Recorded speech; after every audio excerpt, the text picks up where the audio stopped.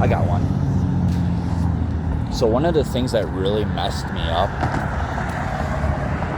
before all of this happened, before I met my ex-fiance, before any of that happened, and I was doing well and living in my house and just killing life, freshly saved, doing well, just on fire, working my career, doing awesome, so freaking on fire. I was doing so well. Everybody around me was blown away at how fast I turned things around. They were just blown away. I constantly got compliments over it. But what ended up happening when I started getting lonely living in my house after my grandma got sick, she had to have home hospice and she went to move in with my aunt. And when that happened, for the first month, I thought it was cool to live alone. Like, I thought it was the shiznit. Like, I could literally do whatever I wanted in my house. It was cool for the first month. And then I ended up getting really lonely. I don't know if you guys, I've said this before, I don't know if you've ever lived in a 3-room house, 2-story house, 3 rooms, and a basement that has 2 rooms by yourself, but it's lonely. It's lonely to come home to an empty house every day repeatedly. It's lonely to wake up in bed by yourself with nobody to talk to. It's lonely to make breakfast only for yourself, dinner only for yourself, lunch only for yourself. It's lonely to work the house by yourself, to clean the house by yourself, to take care of the yard by yourself. Like, all those things, and coming constantly in and out of the house to emptiness and quietness, that's hard.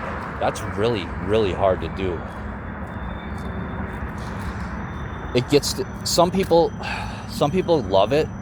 Most people don't. I don't. I like my solitude and loneliness, but only to an extent. Like, there's a limit. We are creatures of habit, and we're creatures of companionship. We are not meant to be alone. And like, it really started to eat me up, especially because I've always wanted a family of my own.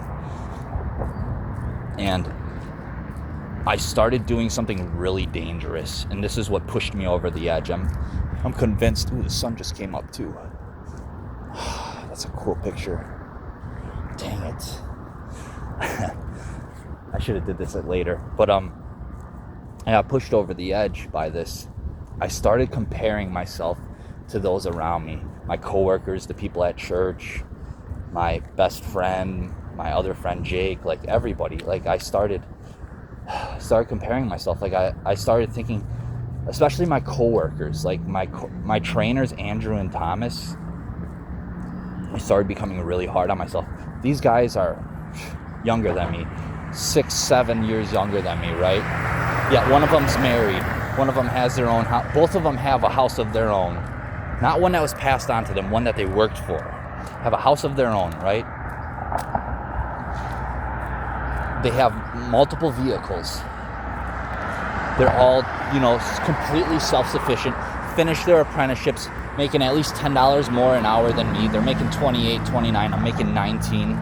Like, it just made me feel so small and inferior, and I felt like I was surrounded by giants, and I was just this mini man that could not compare.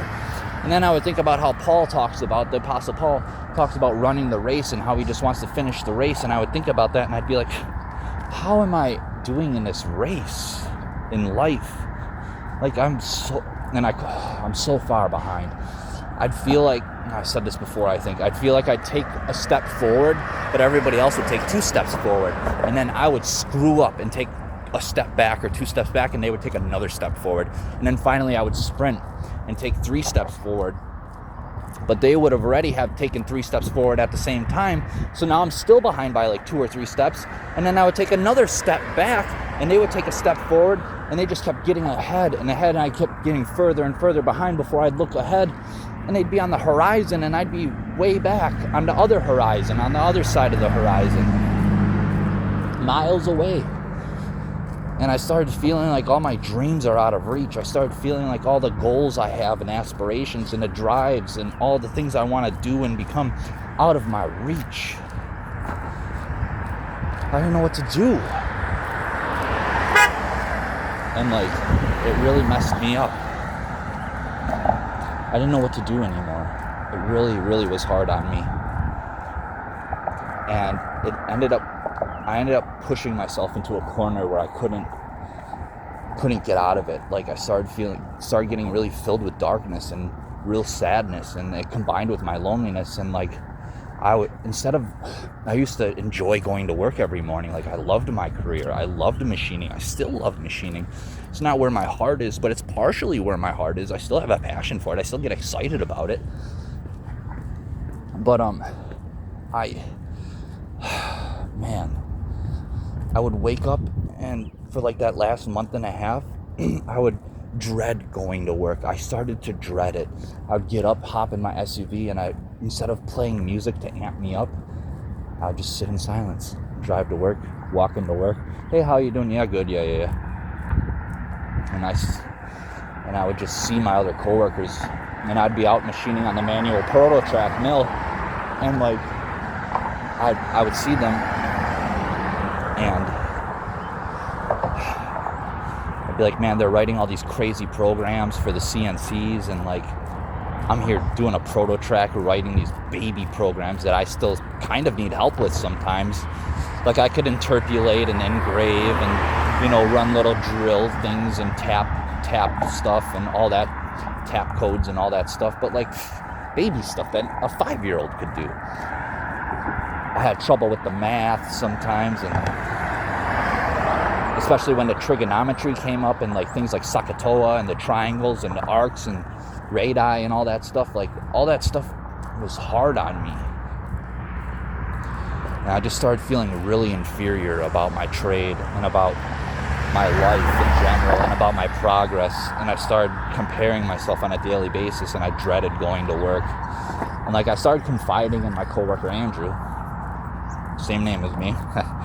Like, dude, I'm getting depressed, man. I'm starting to feel really lonely. I'm starting to feel like excluded.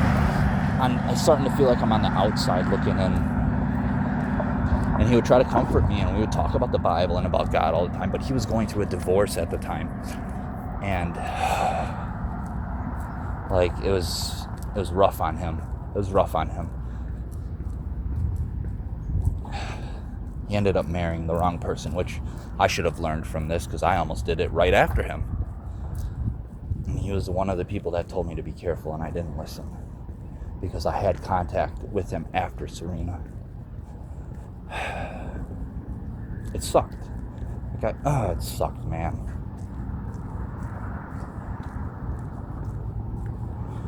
I got so lost in my comparison to others that it drove me to the point where I finally stopped going to work. Woke up one day and I was like, texted Andrew, I was like, yeah, I have a counselor's appointment this morning. First I started saying I'm going to be late, and I would be late like once a week. I got to see my counselor, which was a lie. Like I was just a lie so I could sleep longer, because I didn't want to open my eyes. I start getting to the point where I don't want to open my eyes. I just want to lie there. Whether I'm sleeping or not, I just want to lie there. And I'll lie there till the point my body hurts.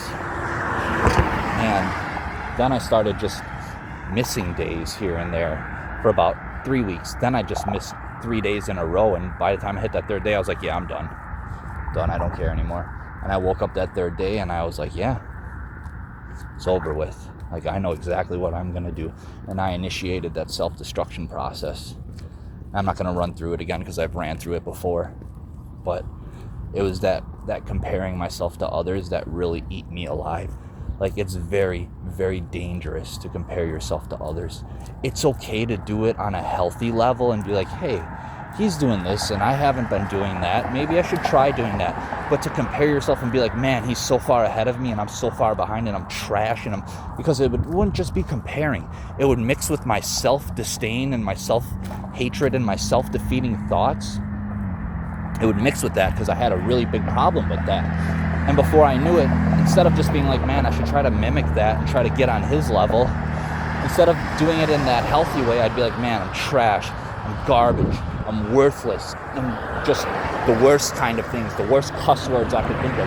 I would throw at myself and call myself garbage and trash and worthless out loud and in my head.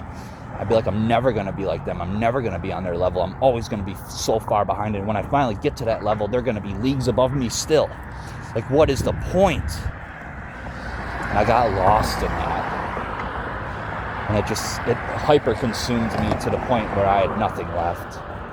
It took all my motivation, took all my aspirations, took my drive, took all the wind out of my sails. Before I knew it, I had nothing left, and I just was this bitter, defeated individual that just did not give a fuck.